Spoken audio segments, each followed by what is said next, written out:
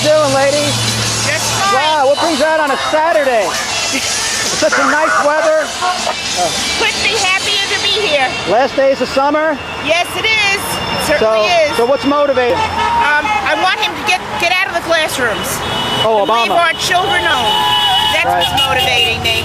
Right. Just before school opens. He doesn't belong there. Right, and tort reform.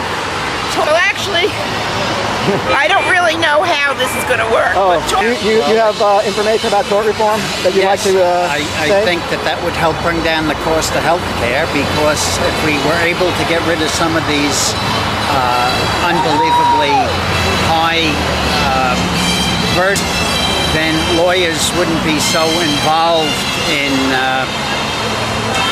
the medical profession and trying to make their living off pain and suffering.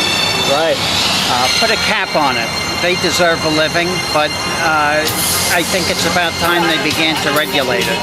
Maybe if we didn't have so many lawyers in Washington, we'd be able to have tort reform. Yeah, well, that's like asking for a miracle, isn't it? It's a good idea, but let me suggest something else.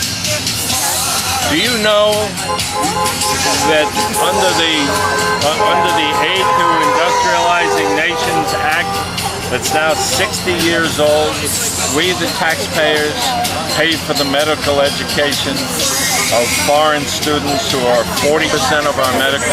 Wow. that's Do you why know they're coming why? to our country. Do you know So why we can when pay you to make go them to a doctor you can't understand what he's saying?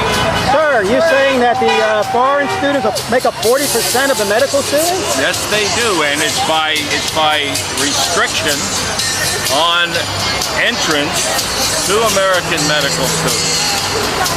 That's why American medical students have to go to Grenada. They can't get into American medical schools because their seats are reserved by the federal government for foreign students. Wow. And this has been going on for 60 years. Wow, that seems to have been Now, under the radar. instead of a massive change, allowing the government incredible powers, directing the IRS to send all your economic information to other agencies of the federal government, why don't we just reserve American medical schools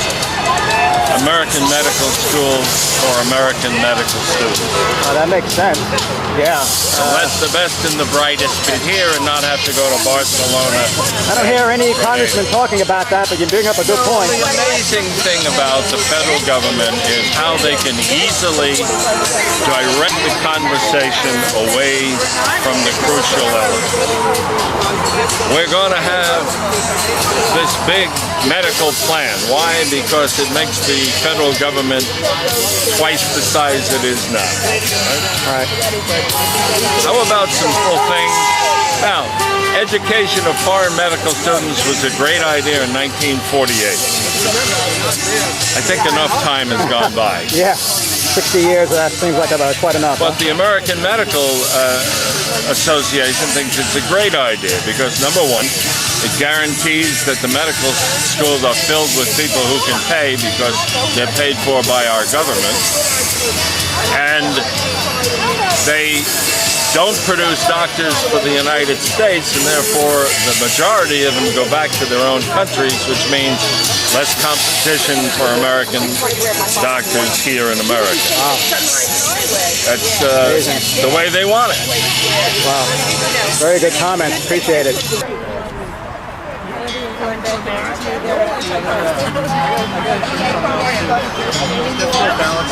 How you doing? Hey, how are you? I'm good.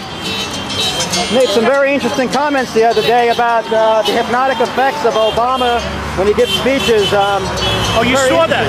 Yes, I did. I had never really heard of NLP, the neuro-linguistic programming, but after watching that guy Darren Brown on the internet, I realized there's more to it. And I've always noticed that Obama's way of speaking is very almost hypnotic. He's got a cadence to it that's odd. So there's something to it. I'm not sure, but people should be aware of the neuro-linguistic programming. Take a look at Darren Brown, and then take a look at some of the analysis that's been done on Obama's speech pattern. Right. Well, he's had quite a sway over the voters, so what about that? Yeah, now he wants to go into the schools and get the little kindergarten kiddies, right? Oh, my goodness. It seems so harmless, doesn't it? Is this beautiful or what? Oh, yes, it is. Man, the crowds just get bigger and bigger every time. Oh, yeah. Oh, yeah. Well, that's what a true grassroots movement is. The grass grows as the spirit of the people grow. Absolutely. Yeah.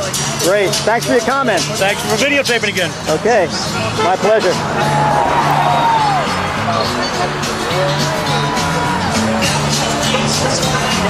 I know I shouldn't be in the street, but I got to get you guys here. There's no other way to... You're the press.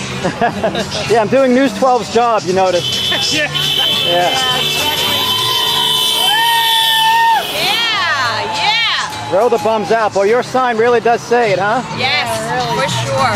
2000 couldn't come soon enough, huh? Not soon enough. Yeah. Not soon enough. So what are the plans? You plan on going to D.C. at all? Yes, I will be in D.C. Oh, Wow. for sure. Yes, That's I'm going to amazing. D.C. I can't wait. I can't wait to see all those millions of voices at one time expressing what Right. we've been expressing over the last month So, and a half. You're going to be meeting fellow Tea Party patriots from across the country. Yes. Yes. Probably make a lot of new friends then. Yes, I had my own tea party on August 3rd in Merrick, Long Island, and it was terrific turnout. Right. Better than I would have expected. So. Wow, that's excellent. And since then, we have been just tea partying across Long Island, trying to gather more Long Islanders, New Yorkers into the effort. That's what we need. We need more Long Islanders. Has that been successful? Yes, yes. So you've seen a real growth in the movement, huh? Yes, definitely a growth in the movement.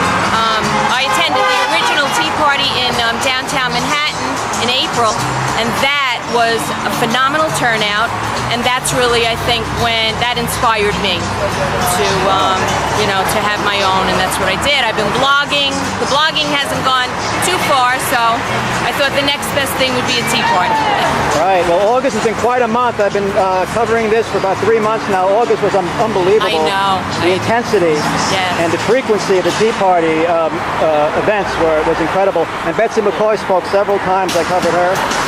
Yes. And she really informed people a lot about what was going on in the world. We really appreciate it. Actually, Betsy McCoy spoke, I think, 2 or 3 days before my tea party. She was in Hicksville, and I wanted to have her there as well, but it was a lot because I think she was in Staten Island, within that same short period. Oh, she's been all over the place. Hicksville, Staten Island, Queens, and Ackerman's district. Yeah. She's been all over. She's terrific. I wish we could, have her speak more. Well, she's arming people with the facts. Yes. So when the left accuses you guys of just being radical people who just hate Obama, it's ridiculous when the fact of the matter is most of you guys are informed about the issue. Oh, I would say 95% of the people are very informed on, have we read the entire bill?